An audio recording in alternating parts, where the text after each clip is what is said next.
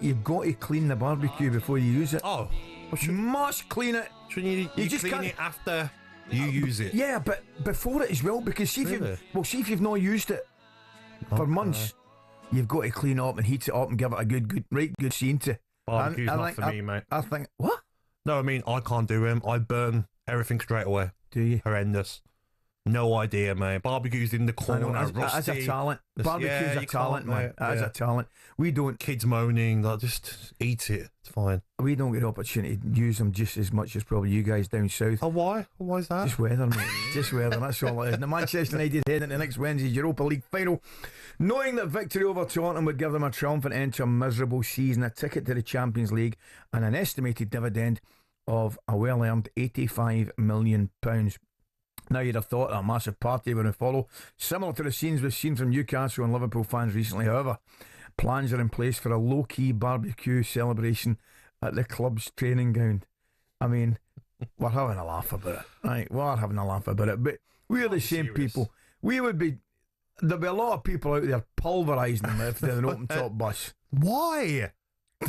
It's not that, I understand. I'm with you. If it's the Conference League, there would be Conference League for Manchester United. I understand.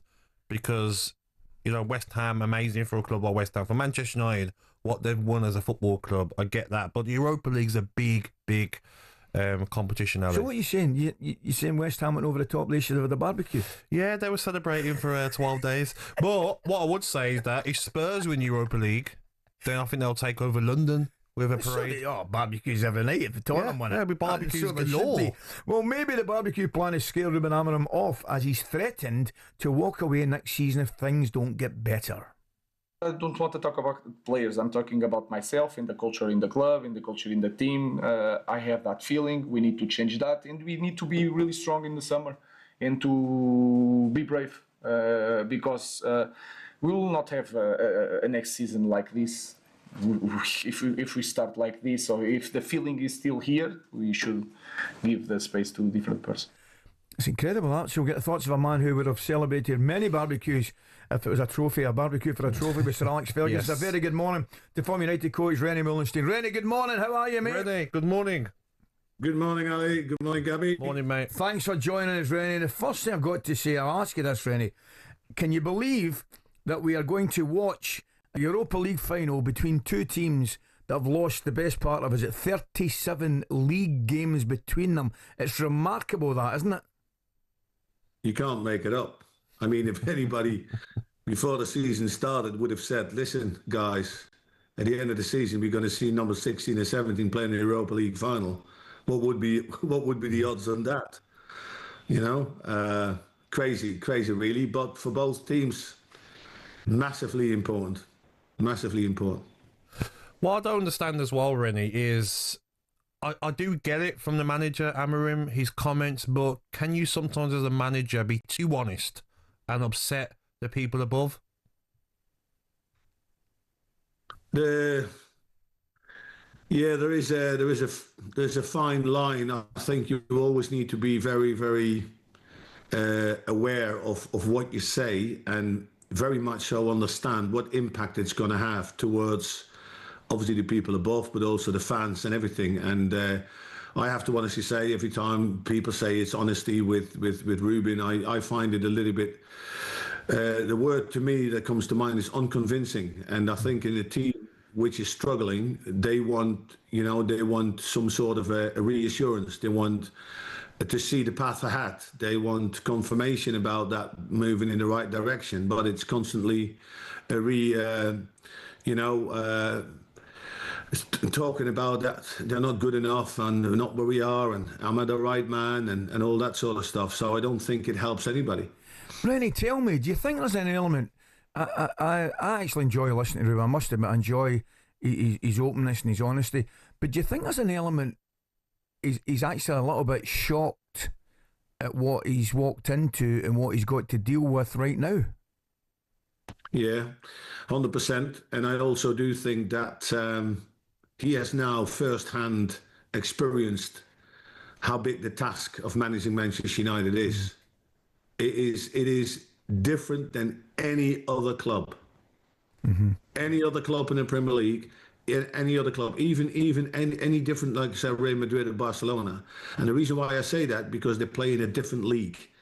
So Real Madrid is going to go through a transformation period with Ancelotti leaving and Alonso coming in. They'd be fine. They react very, very quickly if anything needs to happen. They anticipate, but they will be there or thereabouts in La Liga next year and the years after. Yes. That's why I'm saying it's different. But what has happened to Manchester United over the last 12 years since Sir Alex Ferguson left, and the decline it's gone in, and that comes from the top as well, because all the problems, there's no stability or continuity in this moment in how the club is run, and it has a massive impact on everything that has happened on the pitch as well. I think as well, Rene, Manchester United on 39 points. If they win their last 2 games, they'll finish on 45. Their lowest ever Premier League tally is 58 points in 2021 to 2022. And I think Amorim, what I did like about what he says was, it's becoming a bit normal for the players to lose at Old Trafford. It was a one-off, wasn't it? Back when you was coach at Manchester United, to ever lose at Old Trafford in the season. Now, it's the norm.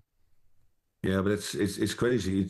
It shows that is a dangerous comment to make, and people look at it. We'd be staring at the end of the season, and they could have easily left the Europa League against Lyon, because that was a freak incident. It was great how it turned out to be, and after 2 games against Atletico Bilbao, Athletic Club did it really well, and they're in the final.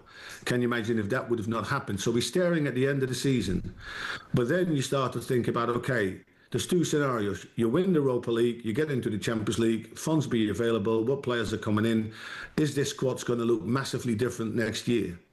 If that squad is not looking massive differently next year, why would we expect dramatic changes? And that is the worry that I have.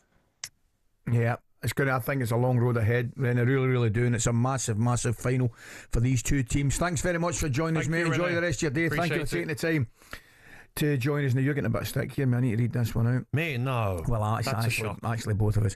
Ali, the way you two are talking is why competitions of the FA Cup are being devalued. It's disgraceful, effectively, what you and I are saying. Villa haven't won a trophy since 1996, and this is a bit harsh. And Rangers won a trophy in a Subbuteo half-team tin pot league. And that's from Darren, the Spurs fan.